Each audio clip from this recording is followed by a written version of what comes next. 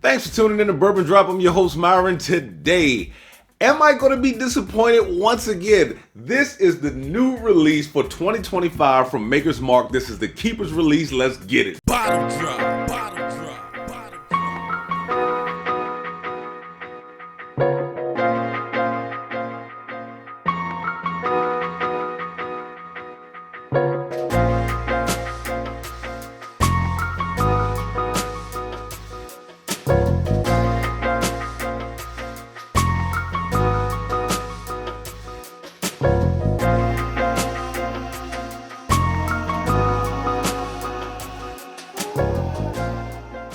Shout out to Bourbon Hunter. I got my Bourbon Hunter Glen right here. Watched one of his videos today. Found some excellent bottles, as he always does. But I was hunting JD10, JD12, JD14 today.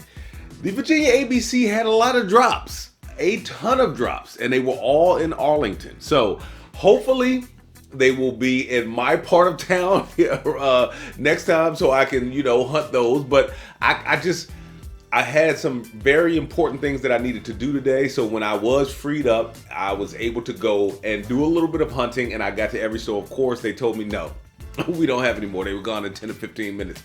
So I just go to another store and I walk in, I'm looking up and down the aisle, up and down the aisle. And I even look in the Maker's Mark aisle for a different shaped bottle. I don't see this bottle.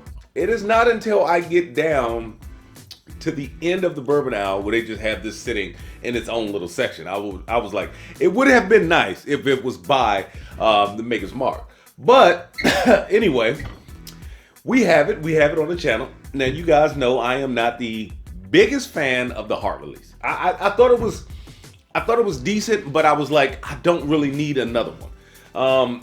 Excuse me. And I watched a couple of videos where some people thought that the Heart release was richer and fruitier, and some people thought that the Keepers was richer and fruitier. So I don't know. It's a toss.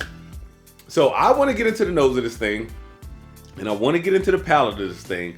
But I'm not going in with high expectations. As you can see, I've already got some of it out of the bottle, got it down to the shoulder. I'm trying not to let that sway me, because I know that whiskey can change. Now, shout out to my man Ben from the Bourbon Note. He does not believe in the neck pour, but I know that whiskey can change. Anyway, let's get into the nose. So it's got a nice dustiness to it. It's got an oakiness to it. You get that chocolate note. You do get that Maker's, some people call it a Maker's funk. It is a earthy note that some people just, I think it turns them off. Or should I have said an earthy note that turns some people off. But it turns them off. To me, it kind of comes off like a corn husk note, and which doesn't bother me as long as it's blended well and as long as it is not overpowering on the palate. I don't think the palate is going to be too powerful on this thing anyway, because it only comes in at 109.2 proof. And you guys know me, I love my high proof stuff, but I do like my low proof stuff. I like my 86, OF 86. Let's get into the palate.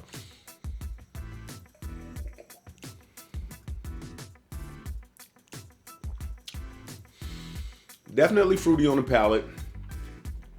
It is drying on the palate. It is not super heavy with those super dark chocolate notes that Maker's Mark is known for. Not right now, not at the moment. Might show up on the second palate. What I will say though, one thing holds true from when I got it home and got into the bottle, is it is very quick. It's not thin on the palate. It's got a medium mouthfeel on the palate, but the finish just goes away. Like, there's a light vanilla, this light Krispy Kreme donut note. You get a little bit of that chocolate, but it's not like Maker's normally hits me with this heavy dark cocoa chocolate, and I'm not getting that in this bottle. It just kind of, it's there, boom, boom, boom, then it goes away. Let's go back into the nose one more time. Okay, so the fruitiness is still there. I'm starting to pick up a little bit of that grass, corn husk, earthiness. I know I said it was on the palate, but that Krispy Kreme, doughy, sweet dough, sweet vanilla note, I That's what I love about makers. All right, now I'm starting to pull like more of that chocolate note, that I normally pick up out of makers. All right, back into the palate for the second time.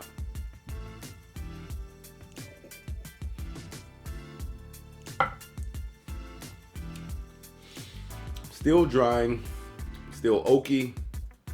A little bit of spice though. Now I'm starting to pick up a little bit of spice on the front and the mid. That oakiness has really, it's like it's drying the mouth out, but it's not. That's the thing. It's not thin. It's more of that medium mouthfeel, but it is very quick. Like now the finish is gone.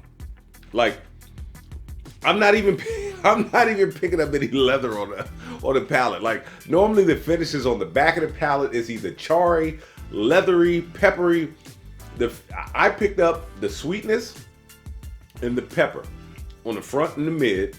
The fruitiness definitely on the front. And then normally, like I said, I pick up like a leather or char on the back. Like the back is, and I know this sounds weird, but the back is clean. I am not picking up anything on the back of the palate, man. All right, so with that being said, let's just go ahead and get into the breakdown. So, is it worth the chase? The answer is going to be no. I didn't think the heart was worth the chase. As much as I love the BEPs, the YRT, RTO2, all of the weird lettering that they had on the bottle, as much as I love those old releases, I don't know, man. These new ones are kind of falling out of favor with me, man. I have to be real. I have to keep it real. The heart release, I thought it was good. It had some decent notes. And actually, before we got on camera, I didn't want to make this video too long. So I'd say about 2 to 3 hours before we got on camera, I actually put them side by side.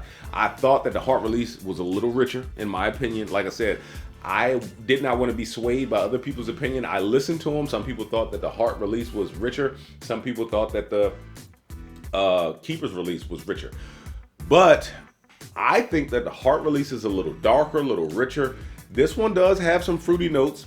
It's got some great vanilla notes. It's got that nice bready note on the nose. But it's not worth the chase. Is it worth retail? Now, what I said about the heart is I didn't think it was worth retail. That is getting harder and harder to say because whiskey prices have just gone up. You can get some great whiskey below $75, don't get me wrong. So I am going to say the same thing. I don't think it's worth retail. But it's becoming harder and harder to say because like a $60 bottle, 1920 all day long. What made this hard to show up at retail price for is the fact that you can get picks for very close or the same price. So like, why am I going to spend $75 or $69.99 on a pick? I mean, on this bottle when I can get a pick for $69.99. And I honestly do think the picks are a little more interesting on the palate. They offer a little more. So far, the heart really hasn't done it for me. I liked it. I thought it was good. This is not knocking my socks off. I like it. I think it's good. But $75, man, that's asking a lot. All right. Who is this for? Definitely an intermediate to experienced bourbon drinker, coming in at 109.2, I believe. Yeah, 109.2. It doesn't drink hot. It doesn't drink hot. But I don't think I would give that to a new bourbon drinker. Will it always be on a bar?